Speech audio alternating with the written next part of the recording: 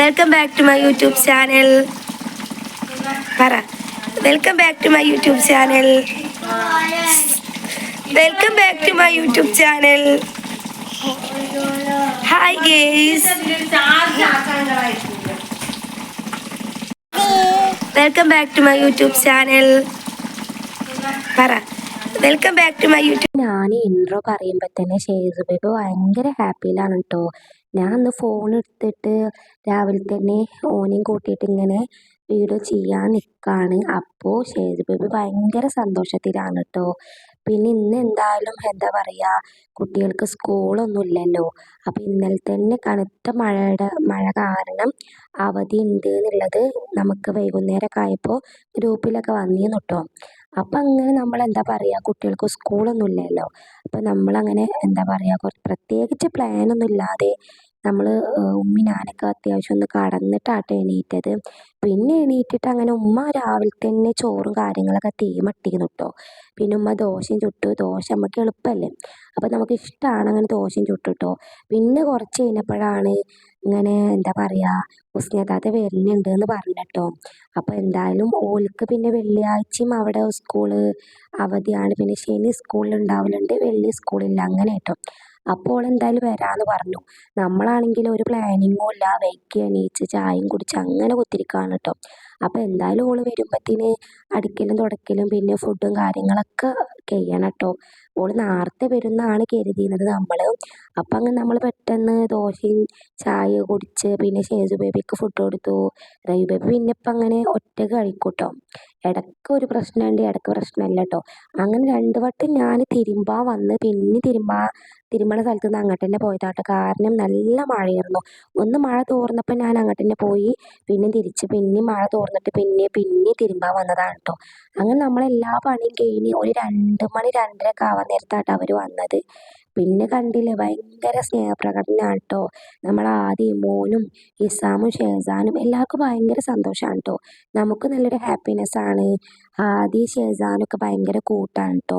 ആദി വന്നപ്പോൾ തന്നെ ഷേസാനും ഉമ്മ കൊടുക്കും ഒക്കെ ഭയങ്കര ഒരു സന്തോഷമുള്ളതാണ് കേട്ടോ. അങ്ങനെ നമ്മൾ എന്താ പറയുക, ഒരു വന്നപ്പത്തിന് 2:30 ആയിക്കണു. അങ്ങനെ 2:30 ആയിട്ട് പിന്നെ നമ്മൾ അളിയാക്കാക്ക് ഫുഡ് കൊടുത്തു കേട്ടോ. 2:30 എന്നൊക്കെ പറയുമ്പോൾ ഫുഡ് നമുക്ക് വിശന്നിട്ട് ഇങ്ങോട്ട് വലയണ സമയമാണ്. എനിക്കും തന്നെ ഞാൻ 10 മണിക്കൊന്നും കഴിച്ചിട്ടില്ല കേട്ടോ. എനിക്കും ഭയങ്കര എന്തെങ്കിലും കഴിച്ചോ, ഞാൻ കഴിക്കാൻ എനിക്ക് ഭയങ്കര വിശപ്പുണ്ട് എന്ന് പറഞ്ഞു കേട്ടോ. ഞാൻ ഫുഡ് കഴിച്ചു. പിന്നെ ഉമ്മ സാദാ ചോറ് രാവിലെ തന്നെ വെച്ചിരുന്നു. അതും ഉമ്മ എന്താ പറയുക, പിന്നെ അളിയാക്ക് വരുന്നുണ്ട് പറഞ്ഞിട്ട് അത് നേരെ വെന്തിട്ടില്ല. അരിയെ തോന്നും കേട്ടോ. റേഷൻ പീടിക അരിയാണെങ്കിൽ നല്ല വേവ് ഉണ്ടാവും, ഇത് ആ അരിയല്ല. അപ്പം തീരെ വെന്തിട്ടില്ല കേട്ടോ. അപ്പം ഉമ്മ വേഗം നെയ്ച്ചോറും ഉണ്ടാക്കി, പിന്നെ ചിക്കൻ കറിയൊക്കെ ഉണ്ടാക്കി കേട്ടോ.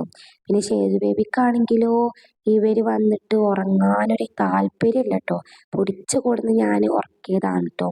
അങ്ങനെ ഷേസു ബേബിനൊക്കെ ഉറങ്ങിയിട്ട് പിന്നെ നീക്കുകയൊക്കെ ചെയ്തു കേട്ടോ. പിന്നെ അളിയാക്കാക്ക് ഈവനിങ് നല്ല പഴംപൊരി ഉമ്മ ഉണ്ടാക്കി കൊടുത്തു.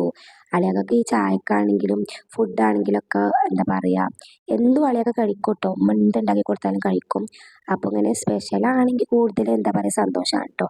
അങ്ങനെ പഴംപൊരി ചായയൊക്കെ കുടിച്ചിട്ട് പിന്നെ അളിയാക്ക അങ്ങനെ പോയിട്ടോ. പിന്നെ ഈവനിങ് നമുക്ക് പിന്നെ എന്താ പറയുക, നമുക്ക് പിന്നെ 3-4 നേരം ഫുഡ് കൊടുക്കൽ തന്നെയല്ലേ ഡ്യൂട്ടി. അപ്പോൾ നമ്മൾ ഇന്നലെ കുറച്ച് കോറ അരച്ച് വെച്ചിരുന്നു. അപ്പോൾ അത് കൊടുത്തു കേട്ടോ.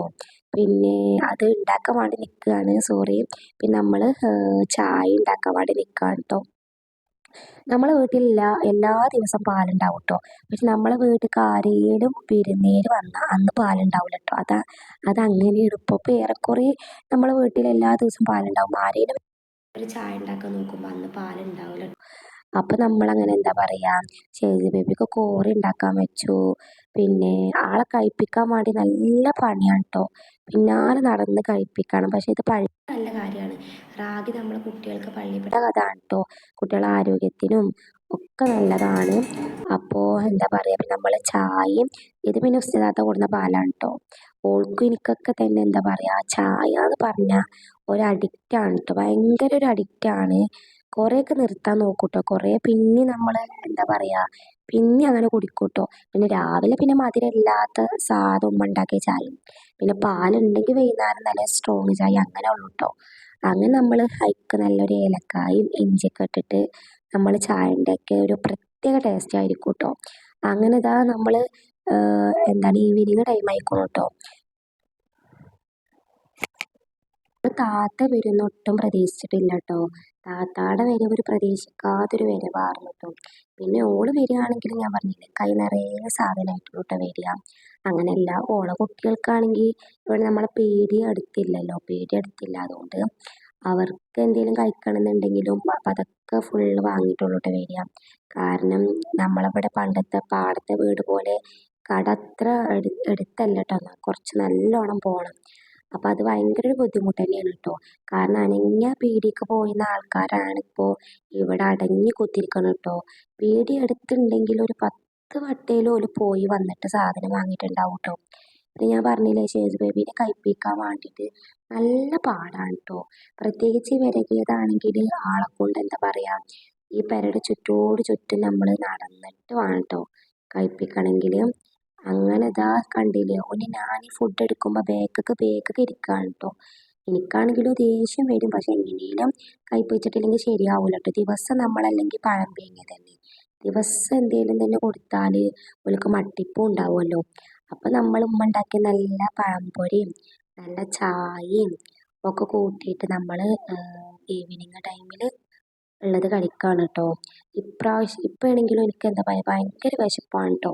ഞാൻ പണ്ട് എന്ന് പറഞ്ഞാൽ 24 മണിക്കൂർ എന്തെങ്കിലും ഫുഡ് ഇങ്ങനെ കഴിച്ചുകൊണ്ടിരിക്കുന്ന ഒരാളാണ് കേട്ടോ.